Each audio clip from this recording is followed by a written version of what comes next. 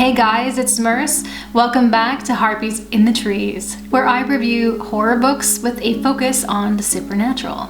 So before we get into the review, just want to talk about my 666 subscriber video.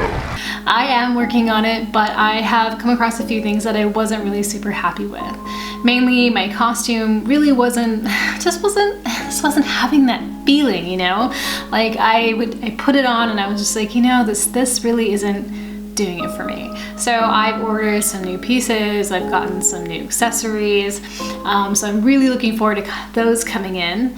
Also too, I was having some trouble. I was doing a lot of light testing and just finding a lot of noise in my videos. So I'm trying to fine tune that, just going off of a lot of tutorials that I'm finding on YouTube at the moment. So stay tuned, it's definitely happening, but I want it to be perfect. Let's get to the review. True Crime by Samantha Kolsenik. So one of my reasons for wanting to read this book was initially the cover. You can see it looks like a true crime newspaper. It's very cool. I loved it a lot and I just kept seeing it in my Instagram feed. So I was like, you know, I have to have it. I actually left a comment on Kolsenik's Instagram account and was like, I really want to read this. And she offered to send it to me as an ARC, so here we are. It did take a long time to get here, but that's okay. I wouldn't expect it to be any less living in Berlin. This is a very short book. It's 143 pages, so for the setup, I'm not going to tell you too much because obviously it'll be half the book. So I'm just going to give you the mini setup to the story and then we'll go into the review.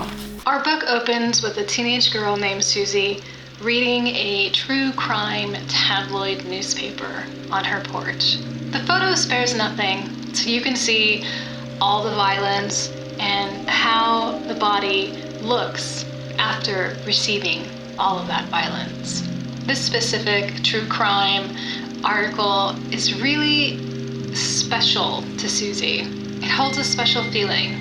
It's not lust and it's not really violence, it's more like curiosity and maybe even a little bit of reverence. We learn pretty quickly that Susie's attraction to death has a lot to do with what's happening in her house, and I will not call that house a home, that's for sure. There is a predator living in her house and she is not able to escape this predator and what it wants. At some point, Susie murders her mother and burns the house down and takes off with her brother into the night, taking their mother's car and just going. So this is an intense read, very intense. It has sexual abuse and sexual assault, animal abuse, incest, and of course, murder. Our main character is suffering from dissociation. She also has a very hard time understanding goodness and safety. She feels a lot of anger towards people who seem weak and fragile because they have not been touched by the cruelty of the world, even though they are really prime to be attacked. She also feels often like a dog who must obey seedy and untrustworthy characters who only have bad intentions for her because it's familiar. Her body is not hers.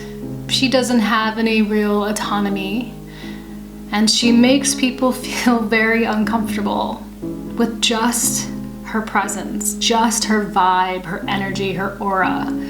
And I think in the story, it's because these people who feel uncomfortable are normal people, and she has this energy of a person who seems maybe unpredictable.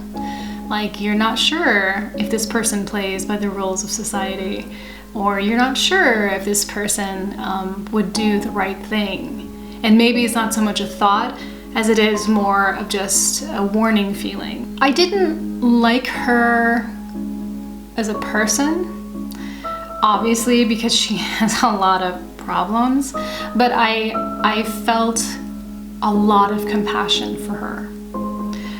The story is really like wild in a very good way.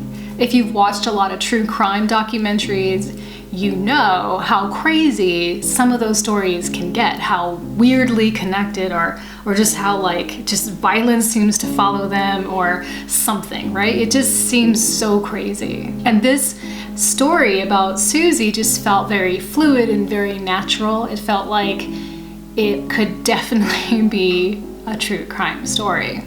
My only gripe is that the book was too short. I really wish that there had been, you know, maybe like an additional 100 pages or so, only because I'm really curious about Susie, and I'm really curious about what happens after the end of the book. So some personal disclosure. I won't get into the details or the specifics, but a lot of what Susie thinks in this book, some of her self-observations and perceptions of the world really aligned with a lot of my own as a teenager and as a young adult. And if you've seen my videos before, you know that I just came back to reading last year, so I have obviously not read a ton of books, but this is the first book that I read about trauma and about dissociation that reflected some of my experience in how I processed and internalized my traumas. I felt like I really understood the character, and I really understood what she was saying and what she meant and what she was doing and what she was not doing. I felt like I really understood it. It made me feel kind of, I'm not the only one, you know, who has these specific type of feelings, in which of course I know that I'm not the only one, and my experiences are not unique. I think that it helps me have compassion for the character, even though I would like to believe that I'm a person who really makes an attempt to have compassion for things outside of my scope of experience. But in this instance, it was like kind of seeing myself in a way. I mean, I never murdered anyone, so let's just get that clear. The violence that's in here, I'm not into torture porn. I'm not into gruesome scenes or depraved details just for the sake of those things. I'm not really there for the thrill. If you like those things for those reasons in horror books, you know, that's totally fine. But for me, it's just a personal preference. I don't really like it. But in this story, I felt like it made sense. It wasn't overly gratuitous. It worked. Like it was there for a reason, and that's why I liked it. So I'm really glad that I took this dark walk with Samantha Kolsenik. So long story short, it was really interesting, and it was dark, and it was fucked up, and it was a wild ride, I think, and also it was really well done. So my rating systems for true crime is 85 points out of 114. That is a 4.5 star review. If you'd like to support me, please subscribe and like this video. You can also follow me on Instagram at Harpies in the Trees. You can send me a message anytime, send me some recommendations or feedback. I hope everything is going super well for you, and I will talk to you next time.